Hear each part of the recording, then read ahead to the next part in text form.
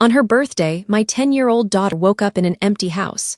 The whole family drove off to a luxury vacation, leaving her behind. "Family is everything," they posted. I didn't cry. I took action. 3 days later, their lives started to unravel. I came home expecting the usual birthday chaos. Not the fun kind either, the stressful kind. Where are the candles? Who touched the frosting? Why is there a suitcase in the hallway kind? The kind where you trip over someone's flip-flop and then pretend it didn't hurt because you're trying to be a cheerful, functional adult.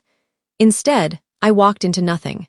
No voices, no footsteps, no clatter of bags, not even my husband Ethan asking where his sunglasses were, as if I personally managed the location of his face.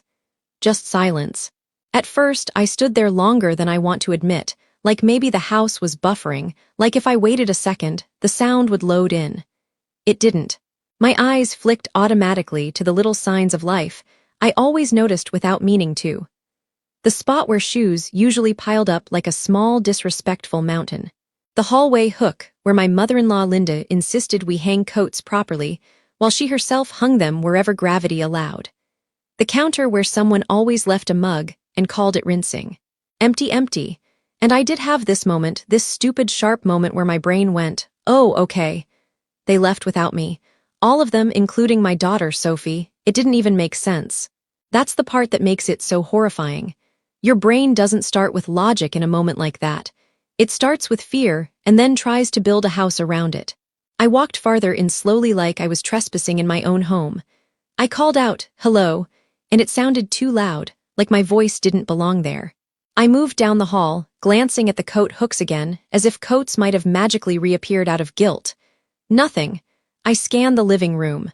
No Gary, no Linda, no Ethan, no sign of travel bags, no sign of life. And then Sophie walked out.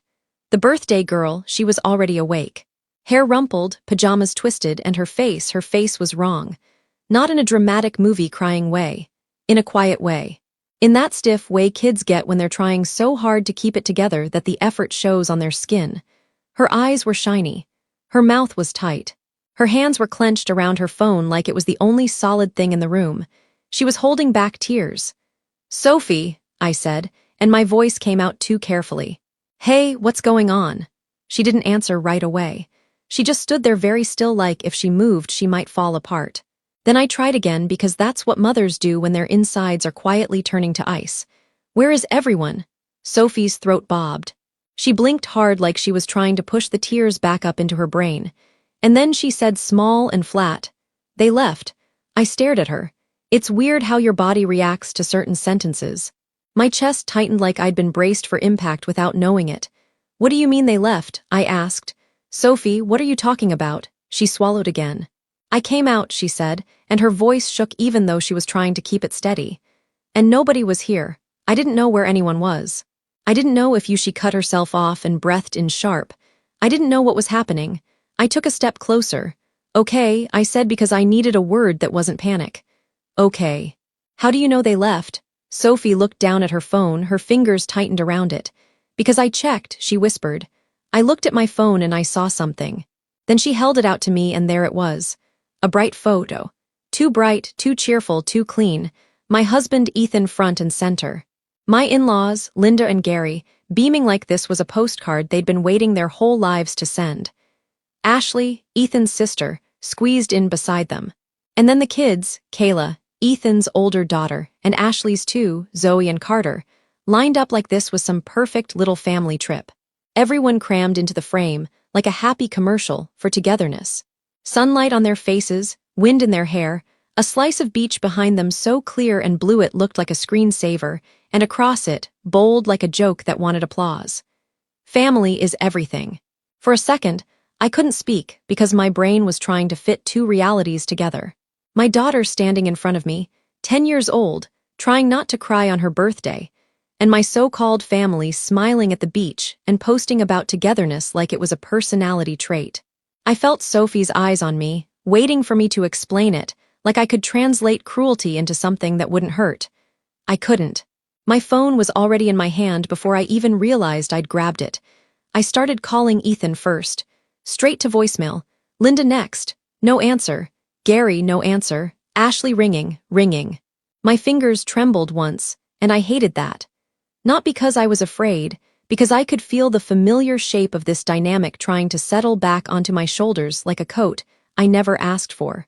The part where I'd be expected to be calm, reasonable, forgiving. The part where Sophie would be expected to get over it. The part where everyone else got to do what they wanted and call it family. Ashley finally picked up. "Hello," she said in that bright tone people use when they already know what they're about to pretend not to know. "Ashley," I said. My voice was too steady. I didn't recognize myself. "Where are you?" There was a pause, not a long one, just the tiniest hesitation like she was checking the script. "Oh," she said. Hey, I repeated. "Ashley, where are you? Why is my house empty? Why is Sophie standing here crying? Why are you posting pictures at the beach?" Another pause. And then I heard it, faint at first. Other voices, a laugh, a shuffle, a quick sharp. "Is that her?" The call wasn't just Ashley. It was a room, a group, a little audience. And then Ashley said, almost breezy like she was explaining a change in dinner plans. "We decided to just go." My stomach turned. "What do you mean you decided to just go?" I said. "Ethan said we were leaving together at 1. We didn't want to lose time." Ashley said like time was a coupon that expired. It was kind of a mess. I clenched my jaw. A mess. More background noise. A murmur, someone talking over someone else. Then I heard Linda's voice cut louder, sharper. "She was misbehaving," Linda said. I froze. "What?" I said, Linda's voice again. And I could hear the certainty in it. The confidence of someone who's been believed for so she doesn't even check if her words make sense. "Sophie was misbehaving," she repeated. I looked at my daughter standing beside me. Her cheeks were blotchy, her hands still tight around her phone, her eyes fixed on the floor like if she looked up, she might break. I felt something in me go very still. "How?" I said carefully. "Could Sophie have been misbehaving when she was sleeping?" There was a beat of silence. Then Gary's voice, half grumble, half smirk. "She's difficult." Ashley chimed in too quickly. "It's always drama with you too, Sarah." And then Ethan's voice finally sounded like a late actor stepping onto stage. "Sarah," he said, tired and annoyed, like I'd called him to ask him to pick up milk. "Don't do this." "Don't do what?" I said, my voice rising. "Don't ask why you left our daughter on her birthday." "Here we go," Linda snapped. "This is exactly what we didn't want. The drama, the scene." Sophie made a small sound beside me like she was trying not to cry louder. I turned slightly enough to block her view of my face, without even thinking, like the body remembered how to shield her before my brain caught up. "So your solution," I said into the phone, "was to leave without us." Ashley let out a little laugh that made my skin crawl. "If you really want," she said syrupy now, "you can still come. Like just get in the car and join us later." Linda piled on as if she were being generous. "Yes, you can bring her later. We didn't want to wake her. You can come when you're ready." I almost laughed. Not because it was funny, because it was insane. They left us behind and were now offering participation like a favor. Like I should say, "Thank you," Ethan's voice again. Cooler now. "We didn't want to lose the day because you were working in the morning. We can't just sit around waiting. You can join when you're done." I stared at Sophie's phone again, at the beach, at the smiles, at the caption. "Family is everything except when it's inconvenient, except when it's not the right family." I didn't shout. I didn't beg. I didn't even argue the way they expected me to, the way they could later frame Sarah being dramatic. I just went quiet because in that moment, something in me clicked into place so hard it felt like a lock turning. I ended the call without saying goodbye. Sophie flinched slightly at the sudden silence. I looked down at her. 10 years old, birthday morning, holding back tears because adults had chosen to hurt her and then call it a decision. My chest hurt in a way I didn't have words for, but my voice when I spoke steadily. "Go put your shoes on," I said gently, "and pick what you want for breakfast. Anything." Sophie hesitated. "Mom, are we?" I cut her off softly because I wouldn't let her finish that question. "Yes," I said. "We're going to have a birthday." At the time, I didn't know it yet, but that was the day everything changed. 3 days later, their lives started to unravel. People love to pretend stories like this are simple, like there's one bad moment and then boom, someone snaps. It's comforting. It lets people believe they'd spot the warning sign in time. It lets them believe the world makes neat little sense, but it's not one moment. It's 1,000 small ones. It's a pattern you learn to live inside until it feels like the walls of your own house.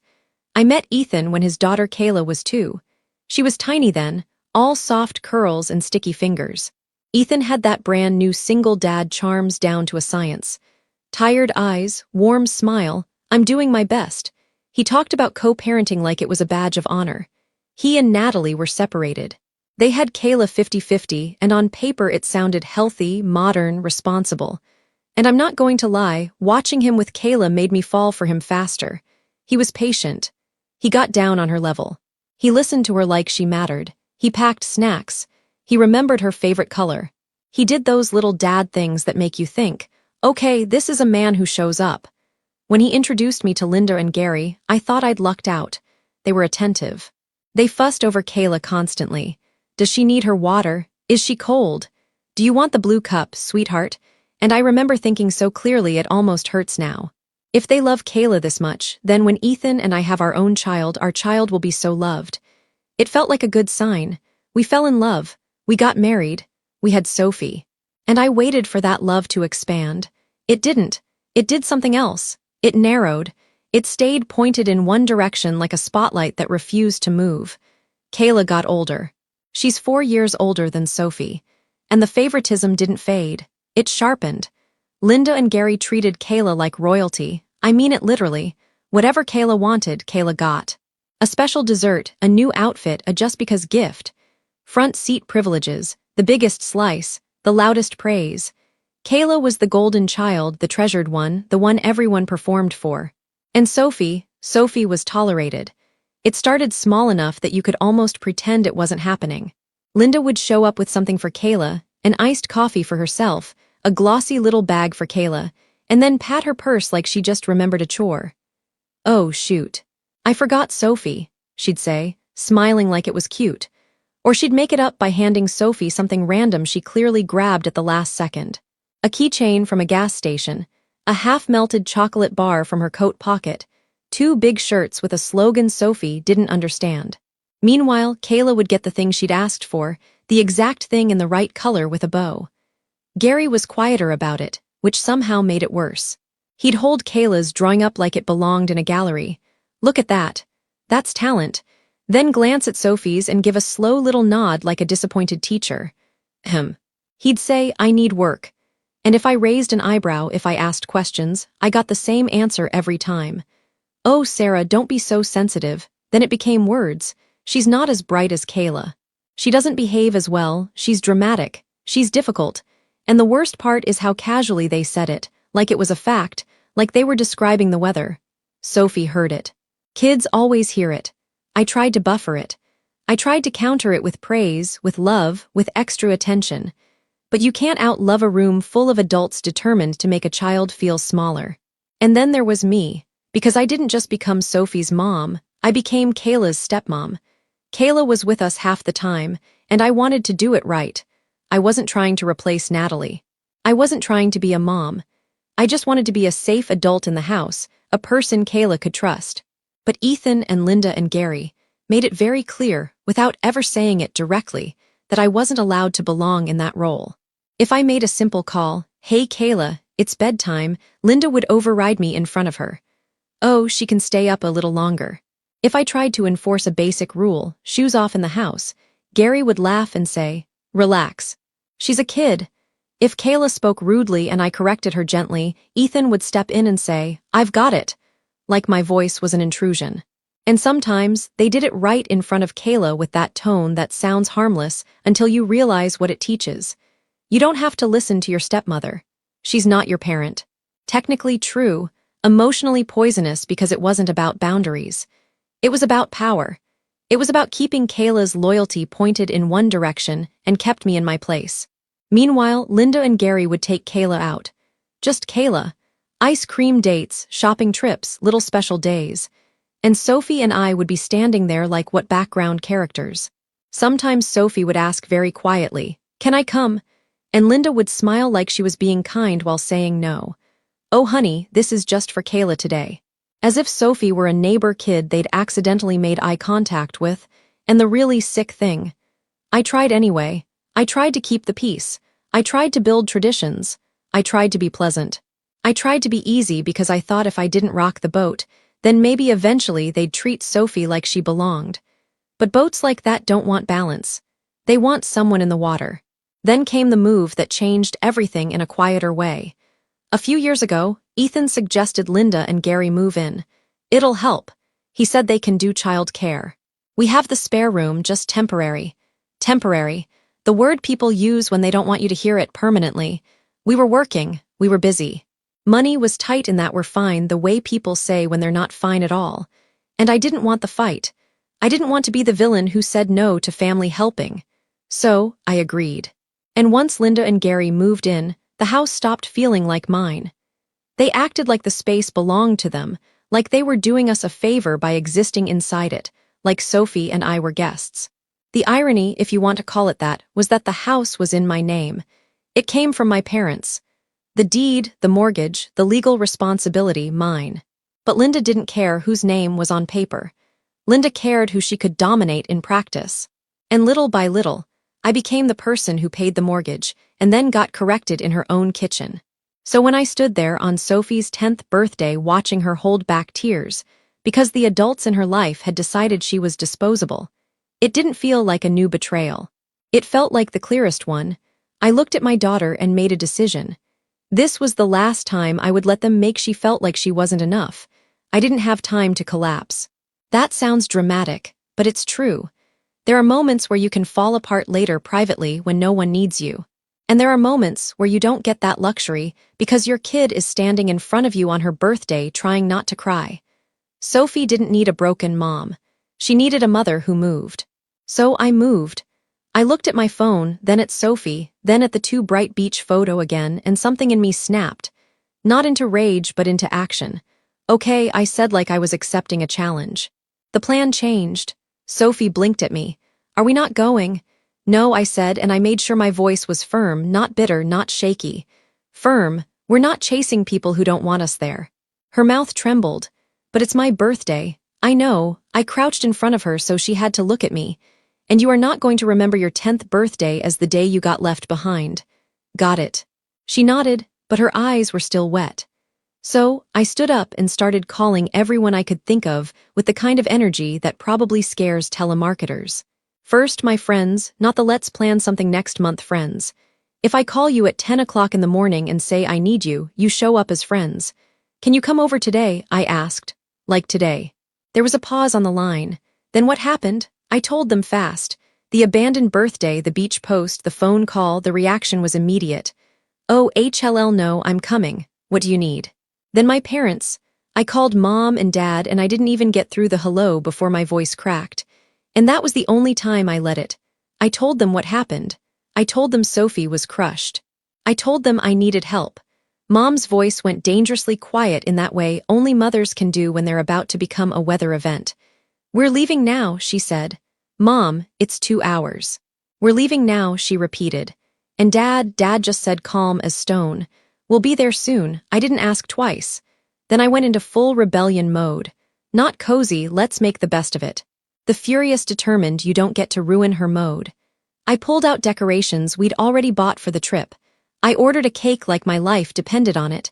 I dug through drawers for candles. I turned music on loud enough that the quiet in the house couldn't sneak back in. Sophie hovered at first, unsure, still bruised by the morning. So I gave her jobs, important ones. Pick the playlist, I told her. This is your day. Choose the frosting color. Decide on the snacks. Little pieces of control, little pieces of power. And slowly the tension in her shoulders started to loosen. Friends started arriving with bags of chips, balloons, groceries, chaotic energy.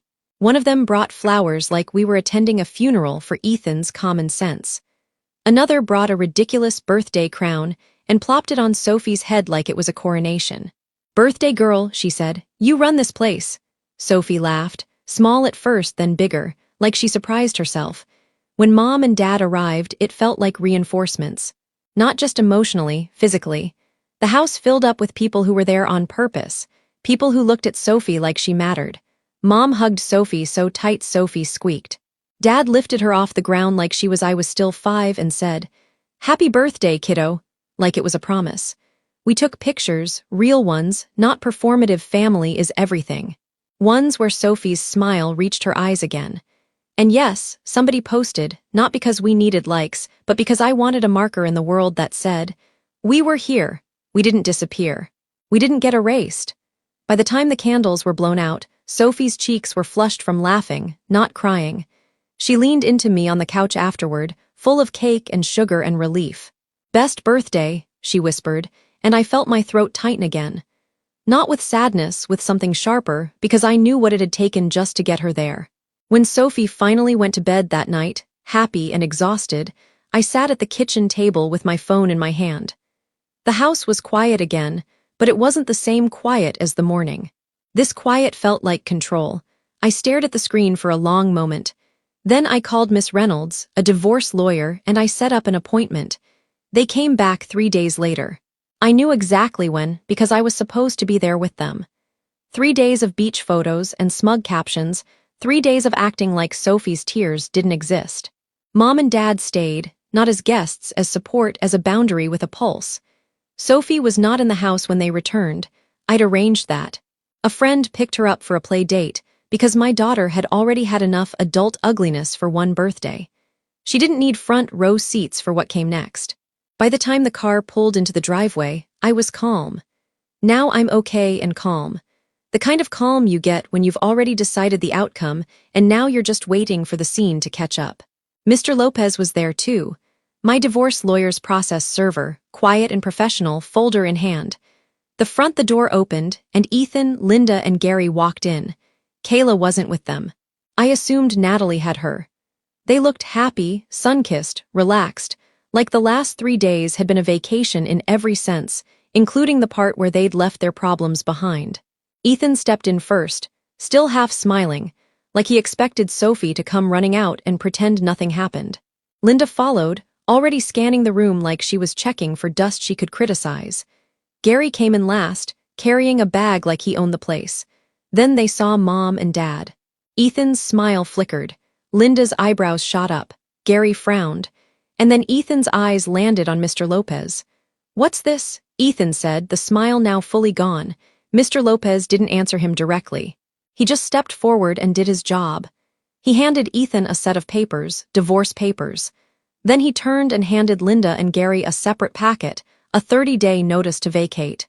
Linda took it like it might be contaminated. Gary snatched his like he could intimidate the ink off the page. Linda's face changed first, because Linda reads quickly when it involves her. "What is this?" she snapped, voice rising. "Who are you?" Mr. Lopez stayed calm. "Ethan, you've been served."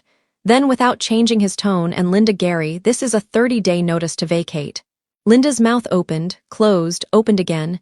She looked at me like I'd personally set her hair on fire. "Sarah," she said sharply. "What did you do?" Ethan looked up from his papers, his eyes narrowing, and he did exactly what I knew he'd do. He tried to make it my fault. "You're being dramatic," he said. I almost smiled. Of course. That was his first instinct, not what happened. Not, why are there papers, just Sarah is dramatic. Sarah is throwing a tantrum. Sarah is the problem. "A tantrum," I repeated, voice steady. "You abandoned our daughter on her birthday," Linda scoffed. "Oh, please, no," I said, cutting her off. And my tone made even Mom raise her eyebrows slightly. "No, you don't get to oh please make your way out of this." Gary stepped forward, face reening. "This is insane. This is our home, too." "It's not," Mom said quietly from behind me, and that shut Gary up for exactly half a second. Ethan lifted the paper slightly like a shield. "You're really doing this?" He demanded a trip. "Over our daughter crying in her pajamas," I said. "Over you leaving her behind, and then telling me she was misbehaving while she was sleeping. Over you posting family is everything while she stood in this house trying not to sob." Linda's eyes flashed. "She's dramatic." She snapped like repeating it could make it true, just like you. Ethan's jaw tightened.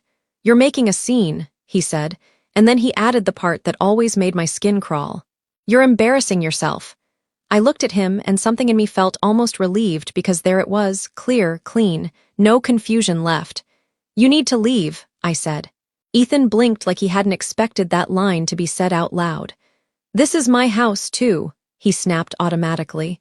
"And technically, marital residence issues are complicated. But this wasn't a courtroom. This was a living room. This was a boundary. You can argue about two somewhere else," I said. "Not here," Linda erupted. You can't do this to us. Gary started shouting about disrespect, about family, about after everything they'd done. Like the act of existing in my space was a gift. Ethan's voice cut through it louder now. Fine, he said sharply, and I saw it happen. The calculation, the pivot, the little moment where he decided leaving would be a weapon. Fine, he repeated. I'll go temporarily. He pointed at me like he was warning a child. But don't call me begging when you get over this tantrum, he said. Because you will. He grabbed his bag, aggressive movements, all performance. Linda and Gary hesitated, looking between Ethan and my parents, and I could see the pride war on their faces. They didn't want to stay under my parents' gaze. They didn't want to sit in the house after being handed a notice to vacate like they were unwanted guests, because they were. Linda lifted her chin like she was a queen being exiled from a peasant's hut. We're not staying here, she snapped. Not with them. Gary muttered something about disrespect again because it's his favorite hobby. They grabbed a few essentials, enough to make it dramatic, and Linda hissed. We'll be back for the rest. Sure, I said. And I meant not on your timeline. They left. Not quietly, not gracefully, but they left. The front door shut and the house went still. Not empty still, not the morning kind. This was a different stillness. This was the kind where for the first time in a long time I could breathe in my own home, without waiting for Linda's criticism to land like a slap. Mom exhaled behind me. Dad's hand rested briefly on my shoulder, steady, grounding. Later, when Sophie came home, she ran into the living room and stopped short, eyes wide. Mom, she said carefully. Where are they? I knelt and pulled her into my arms. Gone for now, I said into her hair. And you're safe.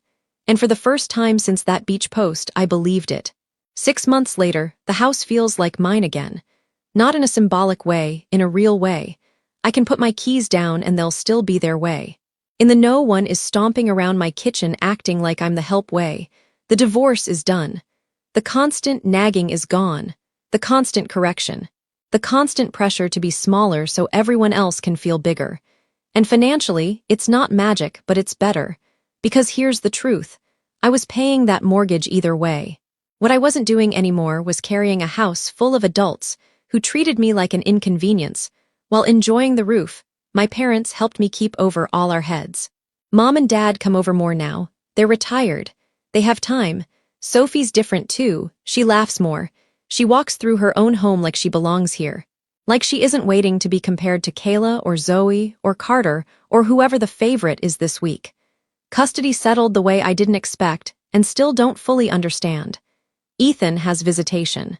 I have full custody, and he didn't fight that hard for more, which still stings if I'm honest, because he fought for 50-50 with Kayla. He showed up there. He cared there. He made it matter. And with Sophie, my Sophie, it was like she was always the second choice. I don't have a neat explanation for that. I probably never will. What I do have is my daughter's face now when she wakes up in the morning. Relaxed, safe, unafraid. No more family is everything captions from people who abandon her. No more misbehaving accusations to justify cruelty. Just a home full of people who show up.